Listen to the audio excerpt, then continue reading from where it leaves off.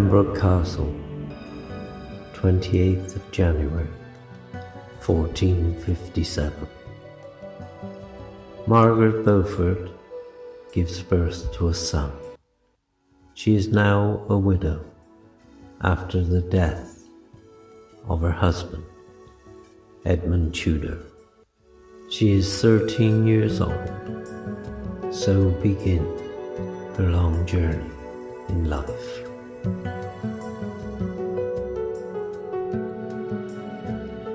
The boy is named Henry Tudor, now under the protection of Jasper Tudor, his uncle. It is apparent the child, a Lancastrian, with ties to the crown, was safe with Henry VI as king, a fellow Lancastrian.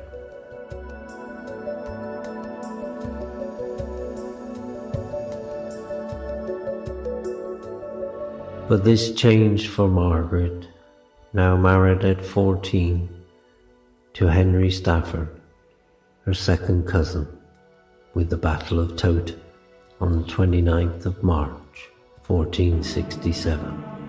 Edward IV became king, a Yorkist. All of Margaret's son's land was given by the new king to his brother, the Duke of Clarence. Margaret's husband, Henry Stafford, died from his wounds at the Battle of Towton. She begged Jasper Tudor to take the young Henry with him to the safety of France, for she feared he would be killed as a threat to the Yorkist king, Edward. Edward slowly eliminated all the threats to his power from the remaining Lancastrians. After a brief spell as king, the weak Henry VI was imprisoned in the Tower of London. The last Lancastrian king was murdered on May the 21st, 1471.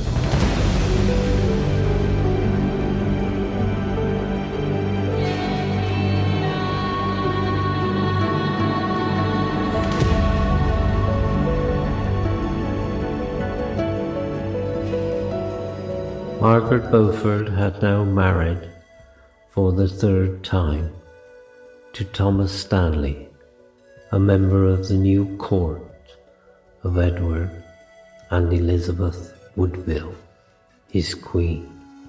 But the hand of fate would fall once again on Margaret's shoulders. When Edward died on the 9th of April, 1483, and his young sons were imprisoned in the Tower by Edward's brother, Richard, Duke of Gloucester, who soon would become Richard III on the 6th of July, 1483. Richard began eliminating all those who could claim a right to his crown. He had the young Prince Edward and his brother murdered in the Tower of London in the summer of 1483.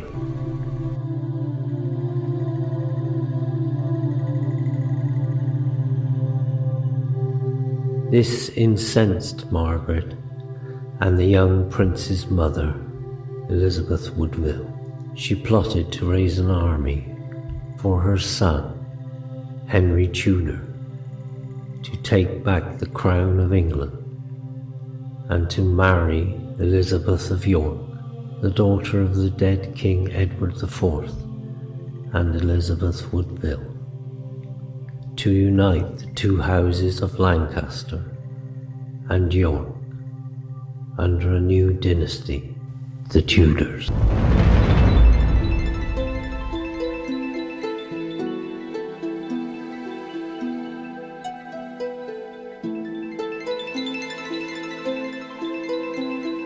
Henry at 28 set foot back on English soil in 1485, and with his army marched to London. At Bosworth, the two armies clashed on the 22nd of August 1485. Richard saw Henry in the fray of battle, and with his knights he rode for him. But at that moment, Thomas Stanley, Margaret's husband, and his men surrounded Richard and his knights, protecting Henry Tudor. Richard was unhorsed, and though fought bravely, he was cut to pieces by Stanley's men. The battle was over. Richard III lay dead. Henry Tudor was crowned King of England.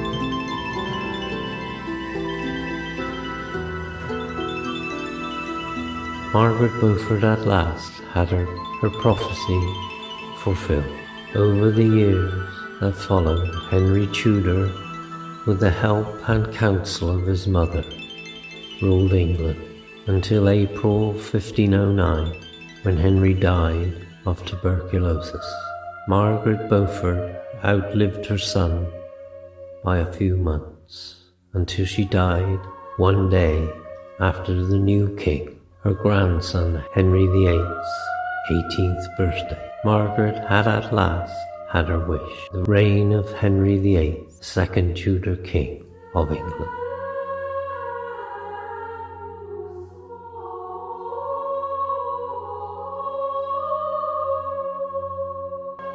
Blood drips from the Lancastrian red rose onto the white rose of York. Richard is slain in the Bosworth Marsh. So ends the Plantagenet dynasty. A young Tudor knight is crowned King of England. Many miles away, the news reaches Margaret Beaufort. Her only child, as was foretold, Henry, now at last can fulfill his destiny. So begins the journey for the House of Tudor, with a scattering of red petals, as Margaret, Countess of Richmond, walks through the pages of history.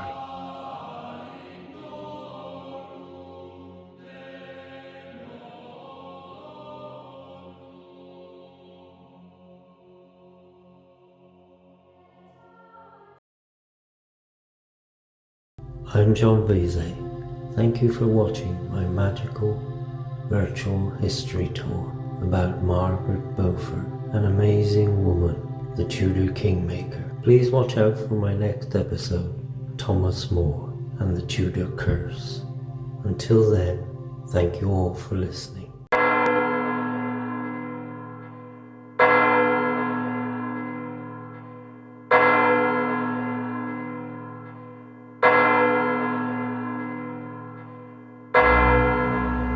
The greed of Henry Tudor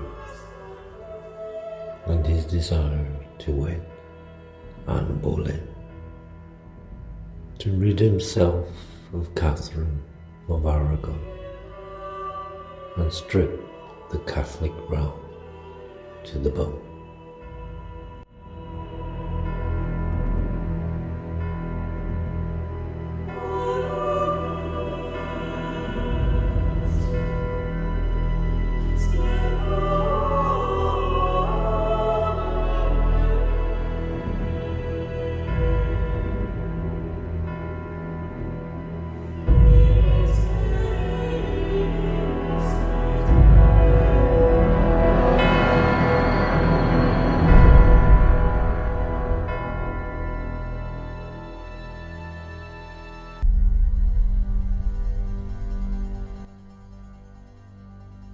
A broken skeleton, stripped of all its beauty, stands alone. the greed of Henry Tudor, and his desire to wed Anne Boleyn, to rid himself of Catherine of Aragon, and strip the Catholic realm to the bone. So as a warm breeze touches the flowers on this July morn, sweet Thomas offers his soul to his Lord here, as the blade strikes stone. As time will tell, the mother of Elizabeth will not fulfill Henry's wish, and will perish as did Thomas on the blood-stained scaffold alone.